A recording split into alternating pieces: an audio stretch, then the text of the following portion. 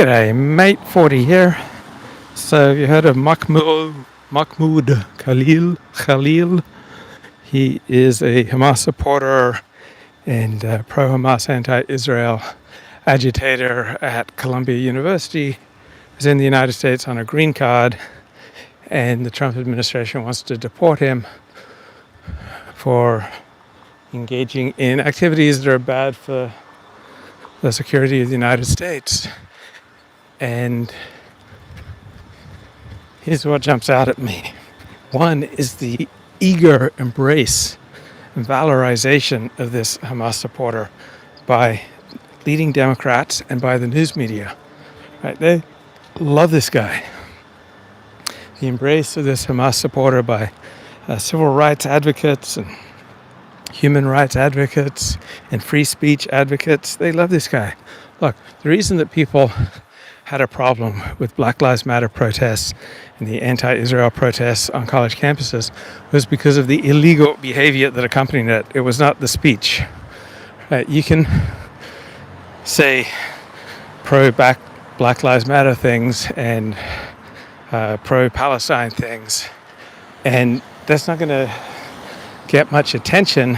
What grabbed attention was when Black Lives Matter with Antifa would start burning places down and disrupting normal American life and threatening the safety of millions of Americans. That's why there was a backlash to Black Lives Matter. It's not the speech, it's the illegal behavior. So too with the anti-Israel movement on American college campuses, it's not the speech, it's the illegal behavior, denying access to campus facilities and classes to Jewish students and disrupting the functioning of the university. All right, universities are businesses. They need to operate without shanty towns and illegal behavior that disrupts their functioning. I don't know what your life is all about, but if some group was disrupting your life by committing illegal behavior, I would not be making a big deal about their rights to free speech. It's not the free speech component here, it's the illegal behavior that disrupts and damages other people's lives and property and institutions that bothers me. So Mahmoud Khalil, right, is a pro-Hamas agitator. He organized these anti-Israel demonstrations that were mostly peaceful, but mostly peaceful meaning they also contain a considerable element of illegal, disruptive, violent, threatening behavior. And so I will not shed tears if this guy is deported. And people with green cards are not citizens, right? Rights are for citizens. Coffee is for closers, and rights are for citizens. So I was born in Australia, came to the United States in 1977. In 1980, my family got green cards. We had permanent residency in the United States, but we were not citizens. We could not vote. There were certain rights that are reserved for citizens. We were not citizens. We could not avail ourselves of those rights. And if you have a green card but you're not a citizen, you simply don't have as many rights as a citizen. It doesn't seem that complicated to me.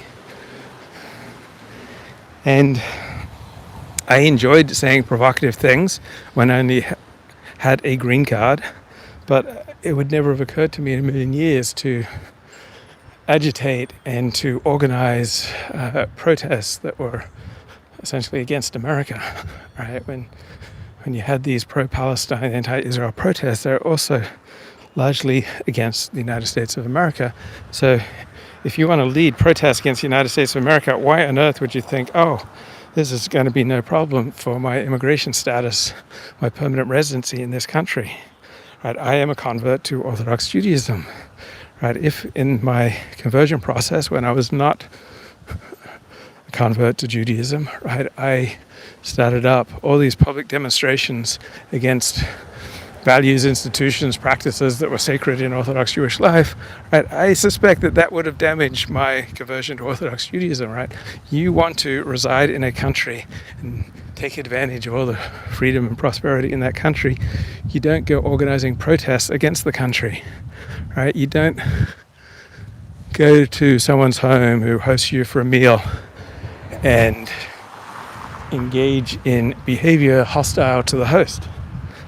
And if you do go to someone's home and engage in behavior hostile to the host, I wouldn't be surprised if they kick your ass out of there. And so this is welcome, right? Maybe we'll get to find out who funded these anti-Israel, pro-Hamas demonstrations that swept American college campuses, right? Is this funding and direction, right? Is it primarily coming from Iran, for example? Is it coming from Kuwait? Where's it coming from? I suspect that Iran might play a significant role here. And I went back to Australia for a year after high school, but I was not an American citizen, so I had to be back in the United States within a year. I could not leave the United States for a year and maintain my permanent residency.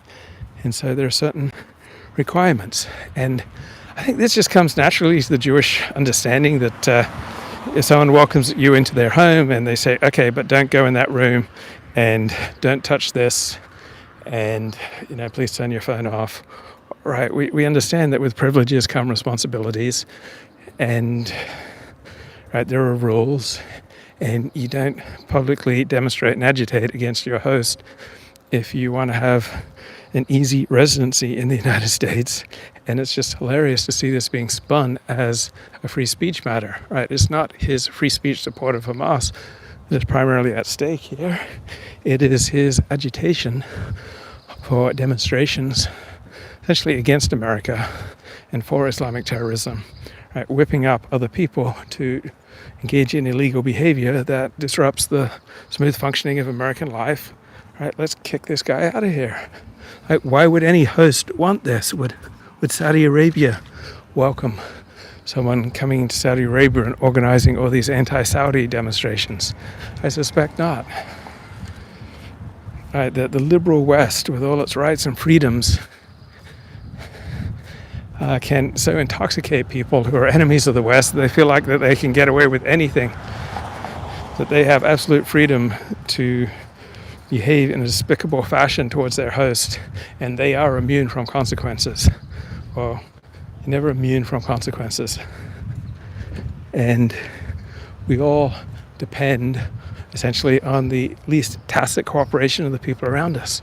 And if the people around us become sufficiently aroused, upset, annoyed, ticked off, furious, right, with us and our choices, right, they are going to make life impossible for us, and we will have to move.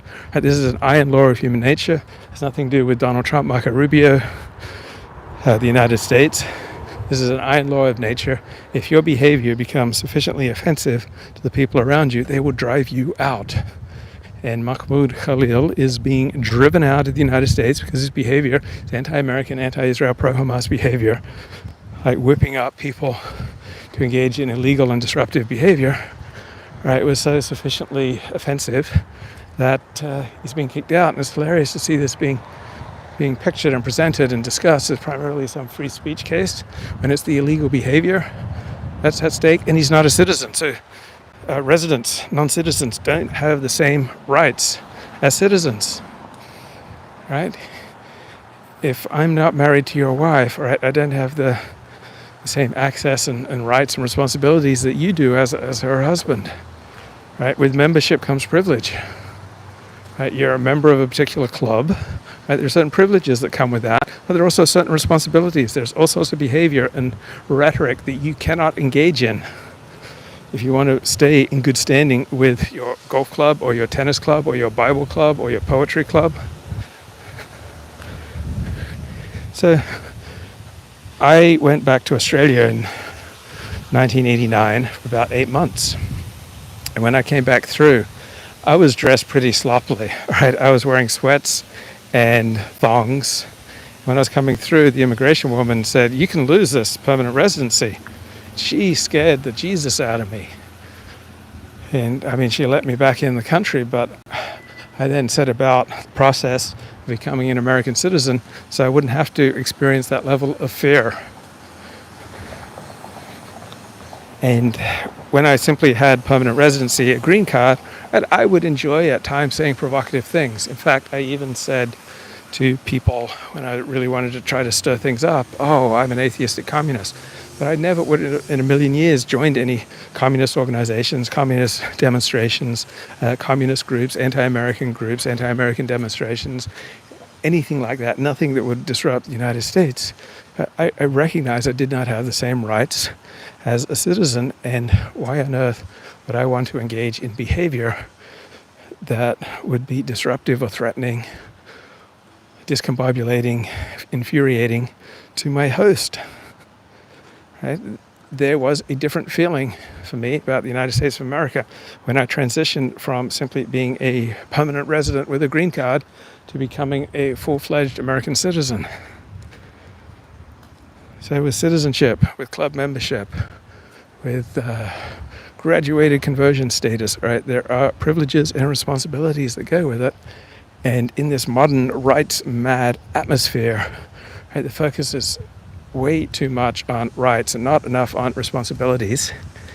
And it is hilarious to see the left and the media celebrate Mahmoud Khalil, a Hamas supporter, agitator, anti-American demonstrator, right, who's disrupting American life by promoting illegal behavior.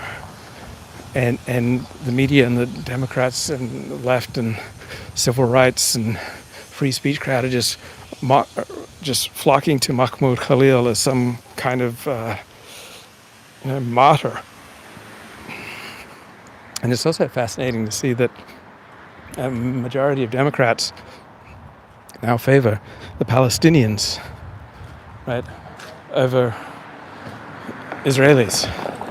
Right, Palestinians haven't exactly, built, constructed, anything, contributed much to society, and so it's interesting to see Democratic Party overwhelmingly allying with, right, expressing sympathy for the lowest functioning, high terrorism group, as opposed to a high functioning, highly influential, highly capable, disproportionately influential group, Israelis. So this is another great test case of the Trump administration. To the extent that people learn about it, I would expect that Americans would support Trump administration's actions here by a 4-to-1 ratio. So this seems to be another issue where Trump is likely to get 70-80% support, and Democrats are clinging on to an issue where they're only going to have about 20-30% support.